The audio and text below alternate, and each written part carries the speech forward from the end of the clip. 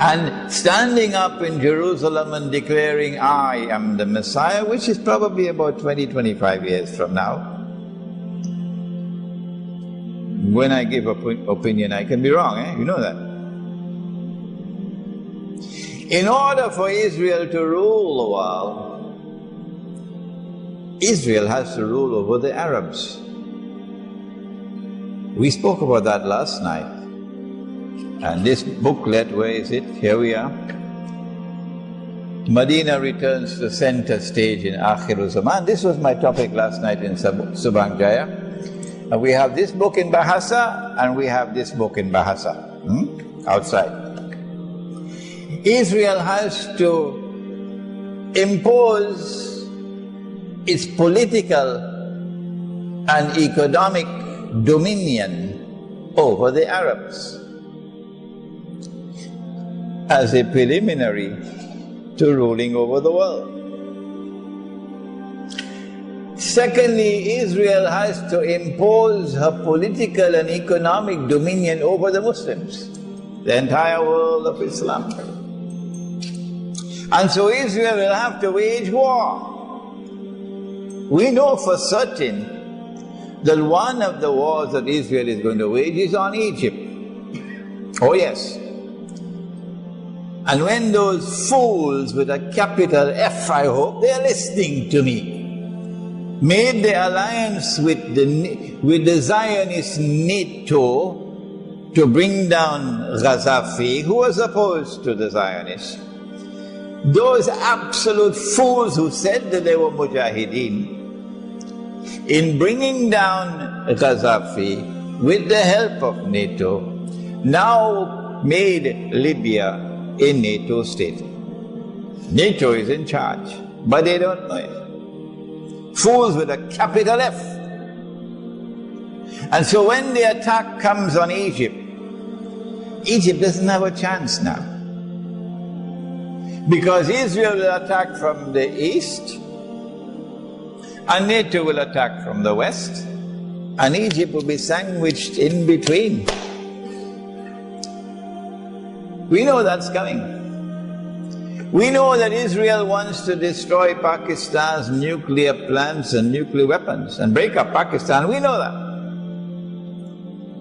We know that Israel wants to attack Syria,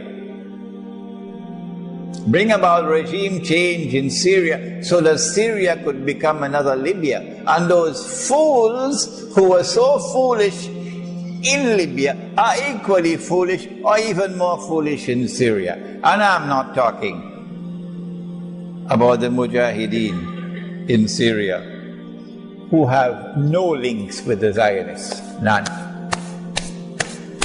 and who would rather die than take a penny from Saudi Arabia, who have no links with Saudi Arabia, no links with Qatar, no links with Jordan, nothing at all, and who are struggling in Syria. I am not speaking about them, not at all. I'm talking about these fools who say they are Mujahideen and who are in alliance with NATO to bring down this Syrian regime. These are the ones I'm talking about. We're expecting that since they have not succeeded so far, they're going to wage war on Syria. It is in this scenario that we now want to introduce how Dajjal is going to exploit the Sunni Shia division to his advantage in Akhirul Zaman. The answer is, he wants to provoke Sunni Shia civil war. That's what he wants to provoke. If he can succeed in provoking Sunni Shia civil war in the world of Islam, what would be the benefit for him and for the Zionists? Number one, Islam is going to look terrible before the entire world on the stage of the world. Look at these Muslims at a time when they are back to the wall, fighting for their very lives. Look at how foolish the Muslims are fighting amongst themselves. Islam is going to look so bad that whatever sentiment there may be in the world sympathetic towards Muslims, even that might be lost. And that will be tremendously advantageous to Israel and to the Zionists and to their propaganda war in CNN and Al Jazeera and the newspapers and the television sets. You can just imagine. They're going to have a field day laughing at the Muslims who are fighting amongst themselves at this time. Number two, the Dajjal will consider it advantageous to provoke a Sunni-Shia war, because such a war will weaken both the Sunni and the Shia at a time when Sunni and Shia should be trying to build maximum strength and power to resist Israel and to resist the Zionists. Thirdly, Sunni-Shia civil war is going to break up Pakistan. There's no way that Pakistan can survive. They are the ones who planned 9/11. And one of the reasons why they planned 9/11 is to be able to get a base in Afghanistan from which to target Pakistan. To attack Pakistan, to destroy Pakistan's nuclear plants and nuclear weapons, and break up Pakistan into bits and pieces. They've not been able to do it for 10 years. Even though they had the presidency in their camp, a man named Parvez Musharraf, before he left, the Pakistanis were calling him Dog Musharraf. For 10 years, and this is to the credit of the Pakistani people, that they've not been able to do it as yet. They are actually waiting for civil war. The reason why they have all the drones killing the Pakistani people and even killing the Pakistani soldiers is because they were hoping to provoke civil war in the Pakistan armed forces. But it has not happened so far, because the Pakistanis knew what they wanted and were denied it. But if they succeed in provoking Shia-Sunni civil war in the world of Islam, goodbye Pakistan.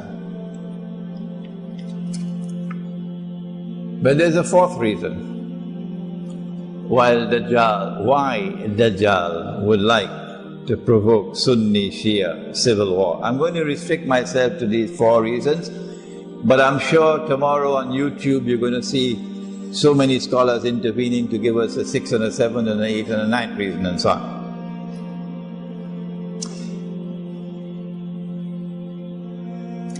Iran is the Shia country, par excellence. For 25 years ago, Iran experienced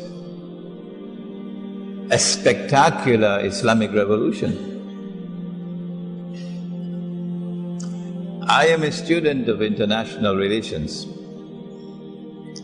and in the language, in the terminology of international relations, we say that that Islamic revolution in Iran was anti-systemic. And so the Zionists were very angry with the revolution in Iran. It not only threatened the Zionists, it also threatened the family kings and royal houses,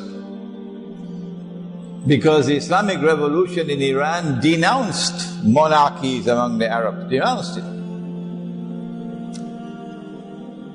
The Islamic revolution in Iran also had problems for the Soviet Union, who felt threatened.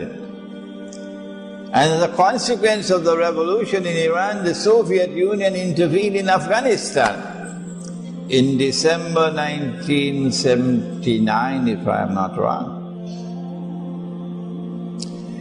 The revolution in Iran has produced a government which has consistently for these last 25 years opposed the Zionists. That's not what they want. Dajjal doesn't want that. Sunni Shia civil war in Islam, in my opinion, is going to facilitate the effort for regime change in Iran. And so that a regime in Iran which is standing up against Israel and standing up against all the clients of Israel in Saudi Arabia and Qatar and what have you, would be removed. And a new regime would come which will be more authentically Shia, sectarian Shia, and with which Israel might be able to make a deal. That is the biggest advantage of all.